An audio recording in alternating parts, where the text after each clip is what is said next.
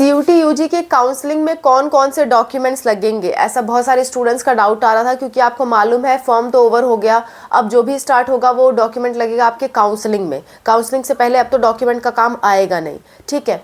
सो counselling में कौन कौन से डॉक्यूमेंट आपके लगेंगे वो मैं आपको बता देती हूँ, ताकि आप पहले से इकट्ठा करके रखो, बाद में आपको समस्या का सामना ना करना पड़े, ठीक है।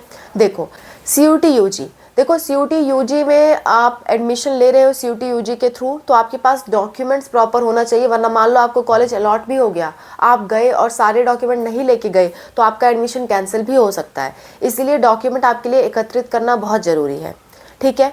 पहली बात, कास्ट सर्टिफिकेट लगता है, लेकिन कास्ट सर्टिफिकेट में एक बात है कि 1 अप्रैल के बाद का कास्ट सर्टिफिकेट होना चाहिए।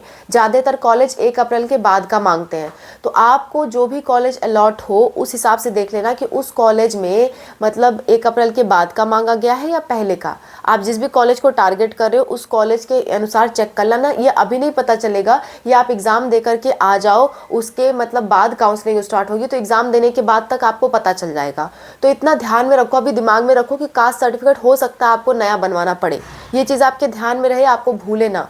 अभी आपको बनवाने की ज़रूरत नहीं, अभी बनाने से कोई फ़ायदा नहीं, लेकिन जब आप एग्ज़ाम देके आओ तो आपके दिमाग में होना चाहिए कि कास्ट सर्टिफिकेट हमें नया बनवाना पड़ सकता है, स्पेशली फॉर EWS और OBC। SC ST वालों के लिए कोई प्रॉब्लम नहीं है, ठीक है। दूसरी बात, अगर आप कोई स्पेशल कोटा से बिलोंग करते हो और फॉर्म में आपने वो स्पेशल कोटा भरा हुआ है, जैसे NCC, sports quota, army quota, ऐसा कुछ आपने भरा हुआ है, तो उससे रिलेटेड भी सर्टिफिकेट आपके पास होना चाहिए। इसके बाद 11th-12th की मार्कशीट, अगर किसी के 12th की मार्कशीट नहीं आई है तो कोई बात नहीं, लेकिन अगर किसी के आई है तो उसको 11th-12th की मार्कशीट भी अपने साथ रखनी होगी, ठीक है। उसके बाद TC और माइग्रेशन सर्टिफिकेट भी आपको रखना होगा। अब कुछ स्टूडेंट पूछेंगे कि हमने तो दूसरे कोर्स करने लगे थे और उसमें TC माइग्रेशन सर्टिफिकेट लगा दिया, अब हम क्या करें। तो आपको वहाँ से निकलवाना पड़ेगा, वो आपकी जिम्मेदारी है, क्योंकि CUT UG का एग्ज़ाम 12th के बाद दिया जाता है। अगर आप किसी दूसरे जोन में रह करके इसे दे रहे हो, जैसे कि BSc कर रहे हो फिर भी दे रहे हो, तो आपकी जिम्मेदारी है किसी तरह भी TC और माइग्रेशन सर्टिफिकेट निकलवाओ, चाहे आपने BSc वाले कॉलेज से, चाहे आपने 12th वाले कॉलेज से निकलवाओ, क्योंकि एडमिशन के टाइम लगेगा, ठीक है। तो वो आपकी जिम्मेदारी है, पहले से आप बातचीत करके रखना, ऐसा ना हो कि समय आ जाए उसके बाद आप परेशान हो, ठीक है। फ़ोटो आपकी लगेगी, कम से कम 4-5 फ़ोटो आपकी लगेंगी। जो फ़ोटो आपने फॉर्म भरते वक्त डाला था वही फ़ोटो लगेंगी। हाँ, अगर नहीं हो पा रहा है सेम फ़ोटो तो मिलती जुलती भी लगा दो, कोई ख़ास प्रॉब्लम नहीं है। आपका आधार कार्ड लगेगा, ठीक है। आधार कार्ड नहीं है तो कोई भी ID प्रूफ आपको ले जाना होगा, ठीक है। इतने डॉक्यूमेंट्स आपके लगने ही लगने हैं। इसके साथ साथ कुछ कॉलेजेस में इनकम सर्टिफिकेट और डोमिसाइल भी लगेगा।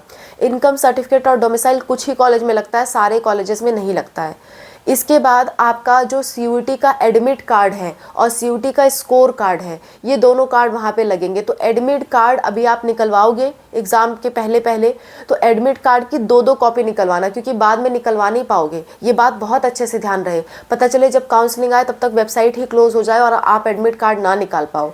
इसीलिए जब भी एडमिट कार्ड आप निकाल रहे हो तो 2 कॉपी निकालना, सिंगल कॉपी मत निकालना, 2 कॉपी निकालना। 2 कॉपी निकालने से क्या होगा, 1 कॉपी तो आपकी जमा हो जाएगी, लेकिन दूसरी कॉपी आपकी काउंसलिंग के लिए बच जाएगी, ठीक है। सो काउंसलिंग के लिए एडमिट कार्ड की कॉपी, अपने फॉर्म का जो आप रजिस्ट्रेशन अभी कर रहे हो इसके बाद जो कॉपी निकलती है उसको भी संभाल के रखो, कुछ कॉलेजेस मांग सकते हैं उसे भी, और स्कोर कार्ड तो आपका लगना ही लगना है।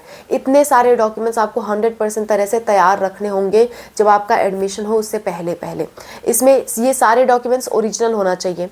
और एक बात, जिसका आधार कार्ड में और मार्कशीट में नाम सेम नहीं है, किसी भी तरह एडमिशन से पहले सेम करा ले, क्योंकि एडमिशन में काफ़ी नखड़ेबाजी होती है। एडमिशन में अगर एक स्पेलिंग मिस्टेक भी है ना तो भी आपको निकाल सकते हैं वो, ठीक है। तो एडमिशन में कोई लापरवाही नहीं होती है। फॉर्म भरने में भले ही कहीं कहीं एक्सेप्ट हो जाए, लेकिन काउंसलिंग में लापरवाहियां नहीं होती है, इस बात का आपको ध्यान रहे। So that's all about the video. I hope this video was helpful for you. कोई दिक्कत, कोई परेशानी होती है कॉमेंट्स में मेंशन करो, मैं और अनूप सर आपकी हेल्प के लिए हमेशा तैयार हैं। Bye, take care.